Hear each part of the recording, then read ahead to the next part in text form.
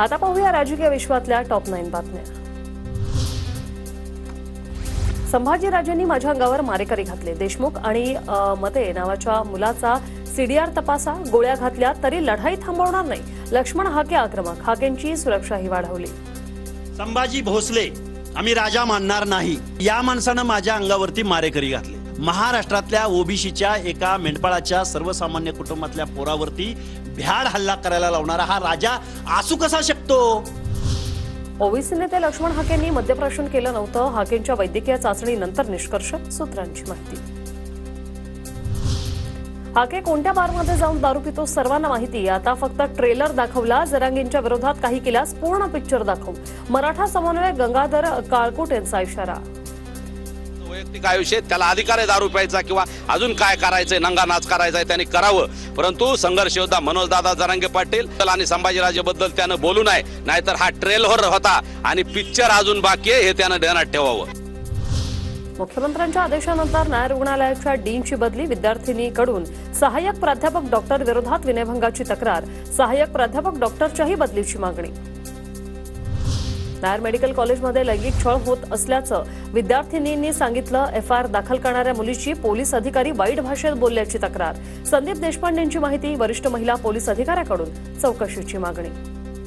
Police स्टेशनमध्ये FIR करायला गेली, तिथे एक पुरुष पोलीस अधिकारी जाणीवपूर्वक उपस्थित केला गेला त्या महिला अधिकाऱ्याबरोबर, आणि तो अत्यंत वाईट भाषेत त्या मुलींची बोलला। अशा पद्धतीची तक्रार त्या मुली आमच्याकडे करत होत्या। कामाच्या ठिकाणी महिला सुरक्षित नसतील तर फक्त योजनांचं काय करणार? विकृत माणसाला आणि त्याला वाचवणाऱ्यांवर कारवाई व्हावी। किशोरी पेडणेकरांची मागणी। तर चुकीचं वर्तन करणाऱ्यांना शिक्षा होणारच। चित्रा वाघ यांची प्रतिक्रिया। अडचण असती तर लाडकी बहीण योजना आणलीच नसती। 10 वर्ष अर्थमंत्री म्हणून काम करतोय। गडकरी काय म्हणालेत हे त्यांच्याकडून जाणून घेईन। अजित पवारांची प्रतिक्रिया।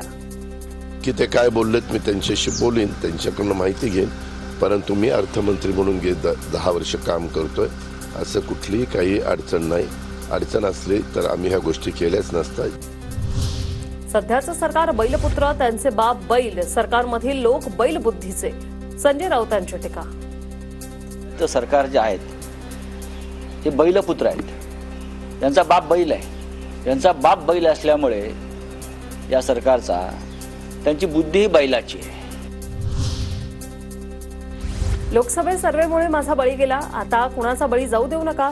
सदाभाऊंनी फडणवीसांना खरी परिस्थिती सांगावी। भावना गवळी यांचं सूचक वक्तव्य।